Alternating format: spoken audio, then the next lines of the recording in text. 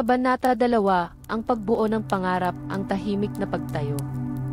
Sa sandaling ang mga materyales ay handa na, at ang lupa ay nagbigay na ng kanyang mga kaloob ng may pagmamahal, nagsisimula ang tahimik na simponya ng pagtatayo. Ito ay hindi isang biglaang pagtatayo, kundi isang paghabi ng pag-asa at pangarap. Ang bahay kubo ay hindi itinayo ng may ingay ng mga makinang demotor na nagmamadali, na sumisira sa kapayapaan ng kalikasan, kundi sa ritmo ng kamay ng tao at ng kalikasan, isang ritmo na kasing tahimik ng paghinga ng mundo. Ito ay isang proseso na kasing tanda ng mga puno na nakapaligid dito, kasing organiko ng mga ilog na dahan-dahang dumadaloy sa tabi nito, na nagbibigay ng buhay at kapayapaan. Ang una, at marahil ang pinakamahalaga, ay ang mga haligi, ang matatag na mga poste na yumayakap sa lupa, na sumisipsip ng kapayapaan at lakas mula sa kalikasan mismo. Bago pa man itayo ang mga ito, maingat na inihahanda ang lupa.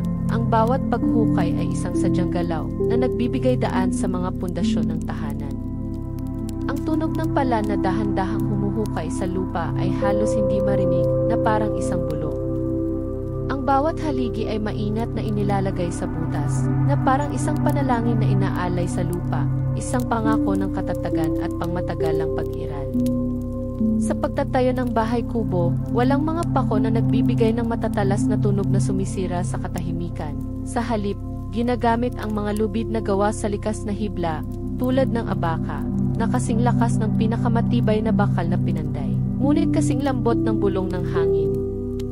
Ang mga lubid na ito ay maingat na itinatali, na lumilikha ng mga buhol na kasing tibay ng pinakamatibay na bakal, ngunit kasing lambot ng isang haplos.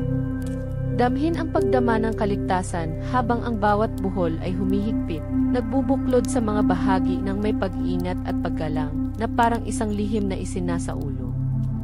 Sunod, ang sahig, ang banig na yari sa pinagtagpi-tagping kawayan.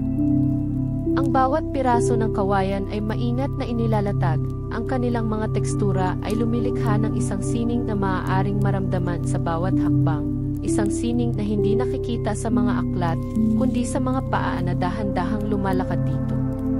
Kapag sumikat ang araw, ang mga sinag nito ay dahan-dahang dumadaan sa maliliit na siwang ng kawayan, na parang mga gininto ang daliri na nagpipinta ng mga guhit ng liwanag sa sahig, kung saan ang mga maliit na butil ng alikabok ay tila sumasayaw sa hangin, isang malumanay na paalala ng pagdaan ng panahon, ng mga sandaling nakapaloob sa bawat silid.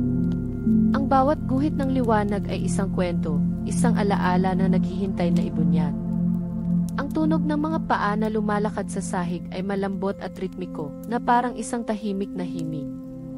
Ang mga dingding at ang bubong ay gawa sa mga dahon ng nipa, na maingat na inilalatag ng sunod-sunod, tulad ng mga pahina ng isang lumang aklat na dahan-dahang binubuklat.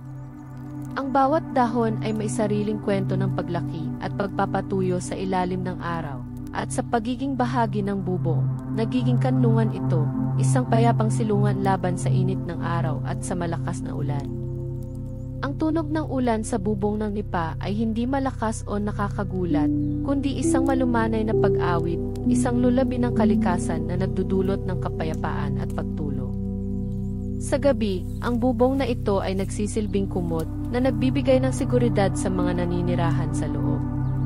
Ang prosesong ito ng pagtatayo ay isang pagsamba sa kalikasan, isang pagkilala sa kanyang pagkabukas palad, at isang pagpapakita ng pasensya ng mga taong nagtatayo. Ito ay isang tahimik na proseso, kung saan ang bawat galaw ay mailayunin, at ang bawat bahagi ay may sariling lugar sa malaking larawan ng isang tahanan. Ang simoy ng hangin ay tila nagdadala ng mga bulong ng kaligayahan at pag-asa habang ang bagong tahanan ay dahan-dahang nabubuo, handa nang tanggapin ang mga kwento ng buhay sa ilalim ng kanyang bubong. Isang bubong na pinanday ng kalikasan at pagmamahal.